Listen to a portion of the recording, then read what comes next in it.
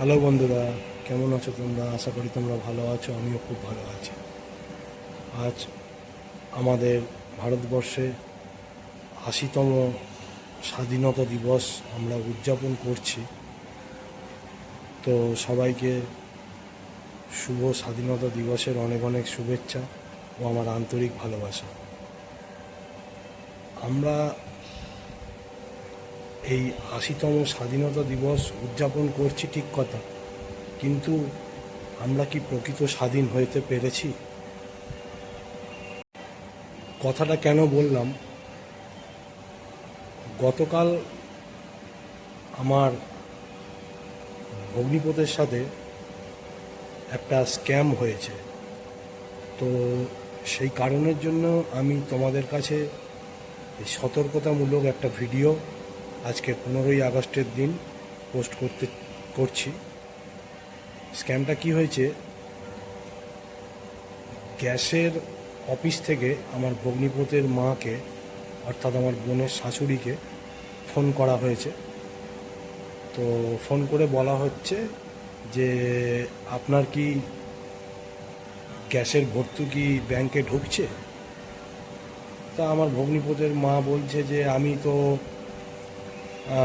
অতটা ঠিক বলতে পারবো না, আমার ছেলে বৌমারা বলতে পারবে। তো ইন দ্য মিন টাইম সেই সময় আমার ভগ্নিপত বাড়িতে ঢুকছে। তা তার মধ্যে আমার বোনের শাশুড়িকে ওখান থেকে জিজ্ঞেস করা হয়েছে যে আপনি কি এরকম অনলাইনের কোনো অ্যাপস ইউজ করেন? কারণ আপনার ভর্তুকি 4,000 টাকার মতন ব্যাংক, সরি, ভর্তুকি 4,000 টাকার মতন আমাদের এখানে জমা হয়ে রয়েছে। তো যদি আপনি কোনো অনলাইন জিপে, ফোনপে, গুগল পে এইসব কিছু ইউজ করেন, তাহলে আপনি বলুন, আমরা তাহলে আপনার অ্যাকাউন্টে টাকাটা ট্রান্সফার করে দেবো। তো যাই হোক, সেই সময় আমার ভগ্নিপত বাড়িতে ঢুকছিল। তো ওনার মা তখন ফোনটা নিয়ে ভগ্নিপতকে দিয়েছে। তো ভগ্নিপত কথা বলার পর ভগ্নিপত বলেছে যে না, আমার মায়ের কোনো কিছু অনলাইন ব্যবস্থা নেই, আমার আছে। তো এই কথাটা বলার সাথে সাথেই ভগ্নিপত খুব বড়ই একটা ভুল করেছিল।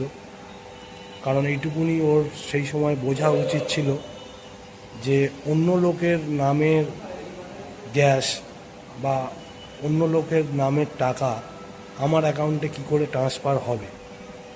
তো যাই হোক, টাকার লোভে বলো বা প্ররোচনায় বলো, ওই 4,000 টাকার জন্য ভগ্নিপতকে যেরকম ওরা বলে, এই আপনি এইটা টিপুন, ওইটা টিপুন, সেইটা টিপুন, এরকম করতে করতে কোনো লিঙ্ক পাঠানোর পরে, এই সমস্ত কাজ করার পরে, যখন ভগ্নিপত ওই সমস্ত লিঙ্কে ক্লিক করে ওরা যা যা বলেছে সেরকমভাবে কাজ করেছে, তারপর ভগ্নিপতের অ্যাকাউন্ট থেকে 70,000 টাকা দুবারে কেটে নিয়েছে। তো ভিডিওটার করার উদ্দেশ্য একটাই, আজকের আমরা স্বাধীন ভারতে কিন্তু সেই পরাধীনতার মধ্যেই বাস করছি। এরকম কিছু স্ক্যামার বা চিটার যারা রয়েছে, তারা বোকা পেয়ে আমাদেরকে ঠকিয়ে নিচ্ছে। তো আইনত যেটুকুনি ব্যবস্থা নেওয়ার ওরা নিয়েছে, এখন কতটা কি কার্যকরী হবে আমি বলতে পারছি না। তো আমি সরকারের কাছে একটাই কথা বলবো, সরকারের উদ্দেশ্যে, যে এই রকম যারা করছে বা এরকম যদি মানুষকে ঠকিয়ে তারা ইনকাম করছে, এই বিষয়গুলো যদি আপনারা একটু কড়া হস্তে দমন করেন, তাহলে সাধারণ মানুষের খুবই উপকার হয়। একটা আধটা টাকা না, 70,000 টাকা, কত কষ্ট করে মানুষ এই টাকাটা সঞ্চয় করে রেখেছিল।